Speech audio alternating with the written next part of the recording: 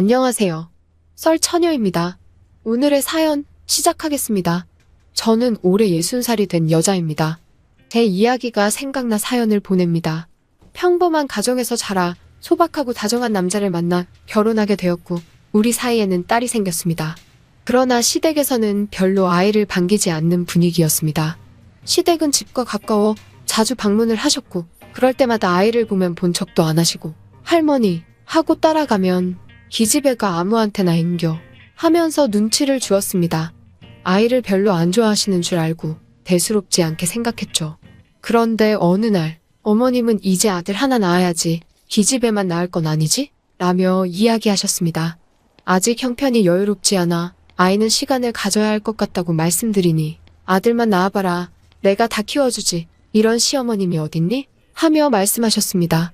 아들을 원하시어 우리 딸이 찬밥 신세였구나 하는 생각에 마음이 아팠습니다. 그렇게 시간은 지났고 예상치도 못하게 임신한 사실을 알게 되었습니다.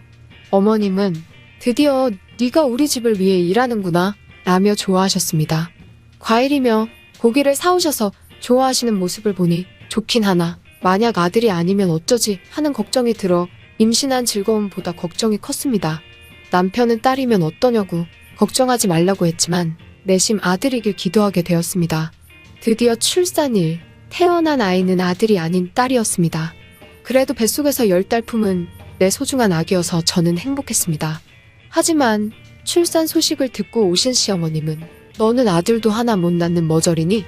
내가 그렇게 잘해줬는데 그거 하나 못 낳아? 하며 소리치셨고 출산의 아픔보다 어머님의 말에 너무 큰 상처가 되었습니다.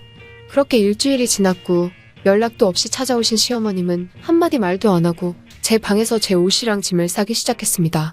그러더니 마당에 가방을 던지며 딸만 낳는 며느리 필요 없다. 나가라. 우리 집은 대를 이어야 해. 나가. 하며 말씀하셨습니다. 무슨 죄를 지었는지도 모르게 정신없이 첫째와 둘째를 데리고 집 밖을 나왔습니다. 나오자마자 저는 당황함과 어이없어 눈물이 흘렀고 그 당시 말 한마디 못하고 나온 게 한이 되었습니다.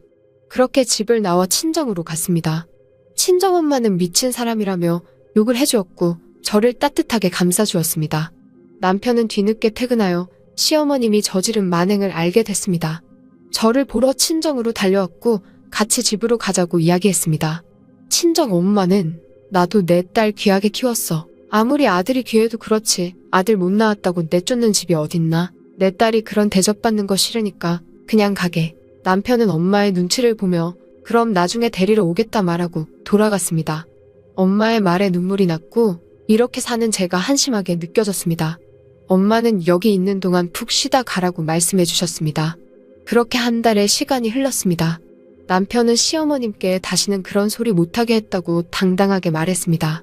엄마도 남편의 노력을 아셨는지 다시는 내 딸 눈에 눈물 나게 하지 말게 하게 나도 가만히 안 있을 거네 라고 말했습니다.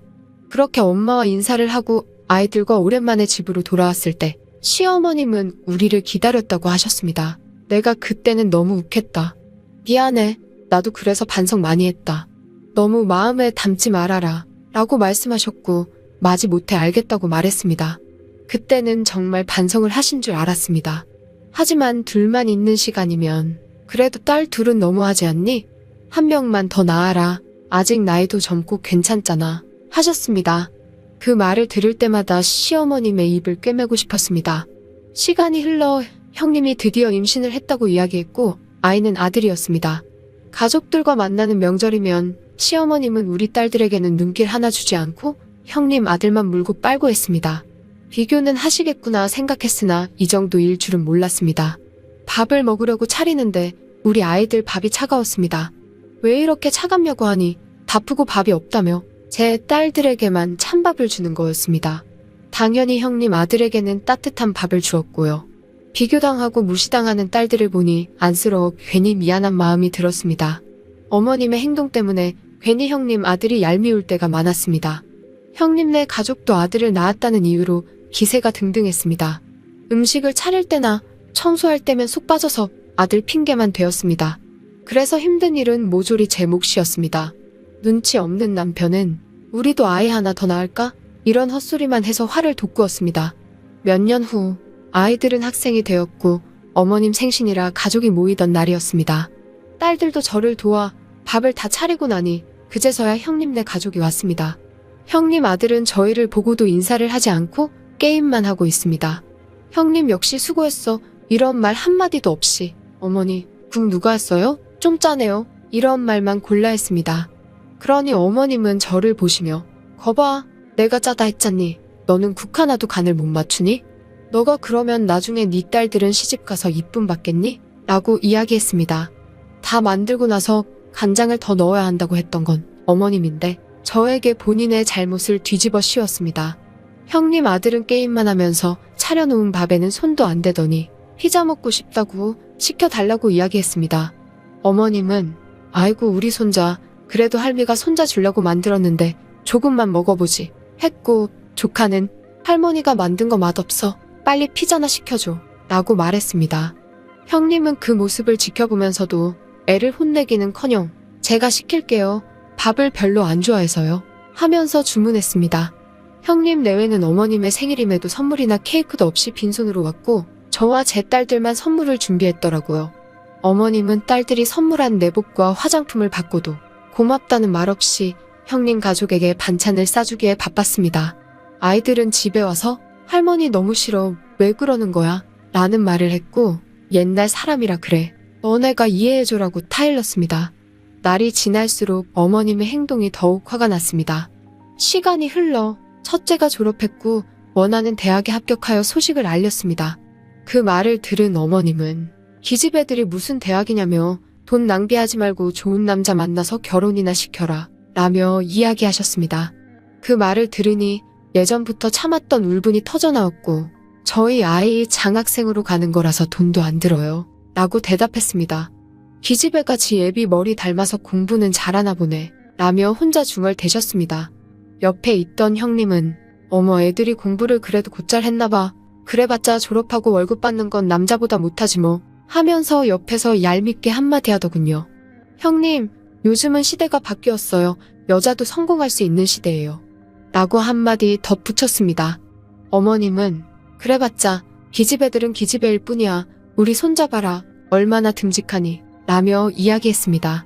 참다 열이 받아. 그래서 그 잘난 손자는 어머님께 잘하나 봐요. 아주 좋으시겠어요. 하니 머쓱해진 형님은 공부 잘해봤자 여자애들은 결혼해서 남편을 잘 만나야지 라며 말했습니다. 저에게 막대하는 건 참아도 딸들에게 막대하는 건 참기 힘들었습니다. 형님 어머님 그만 좀 하세요. 지금이 어떤 시대인데 아직도 아들 딸 구분해서 이야기하세요? 세상이 바뀌었어요. 좀 받아들이세요. 계속 이런 식으로 저희 딸들 대하시면 이제 명절이고 뭐고 다시는 어머님 뵈러 안 올 거예요. 라고 말했습니다. 어머님은 너는 대를 잇지 못하면서 딸만 낳아놓고도 아주 큰 소리를 하는구나 라고 대화가 안 되는 소리를 했고 저는 알았어요. 딸만 낳은 저는 여기 다시는 안 올 거니까 볼 생각하지 마세요. 평생 좋아하시는 손자 끼고 잘 사세요. 하고 그 자리에서 딸들을 데리고 나왔습니다. 딸들도 제가 말한 거에 놀랐는지 저를 걱정부터 하더라고요. 너네는 나처럼 무시당하지 말고 당당하게 살아. 다시는 저 집에 안 갈 거야. 라고 했습니다. 그 사건 이후로 남편은 시댁에 가자는 소리는 일체하지 않았고 시댁에 가고 싶으면 혼자 가라고 했습니다. 저에게 강요하면 그날로 바로 도장 찍고 헤어지자고 이야기하니 저의 의견을 존중해줬습니다. 그렇게 시댁과 연 끊고 살고 있습니다. 진작 이렇게 할 걸 생각이 들었습니다. 저의 첫째 딸은 최근 코인으로 대박이 났습니다. 우리는 이사도 가고 딸 덕에 호강하고 살고 있습니다. 딸이 대박 났다는 소식을 어디서 들었는지 형님 아들에게 연락이 왔다고 하더군요. 조카는 무리한 사업 확장에 코로나가 터지면서 쫄딱 망하기 일보 직전이라 제발 도와달라고 했다 하네요. 그래서 딸이 누구세요? 전 그 집이랑은 연 끊었는데요. 말하고 바로 차단했다 했습니다. 얼마나 고소하던지 남편 말을 들으니 형님 아들이 사업한다고 형님네 집은 물론이고 어머님 집까지 담보 잡았다가 다 말아먹었다고 하더라고요. 남편은 딸들과 저에게 시댁 사람들한테 연락 오면 받지 말라고 말했습니다.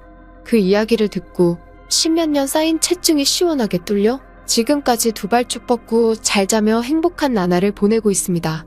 성별 상관없이 자식은 모두 소중한 존재입니다. 인과응보라는 사자성어가 떠올랐고 앞으로도 바르게 살아야겠습니다. 오늘의 사연은 여기까지입니다. 긴 사연 끝까지 들어주셔서 감사합니다. 구독과 좋아요는 썰처녀에게 큰 힘이 됩니다.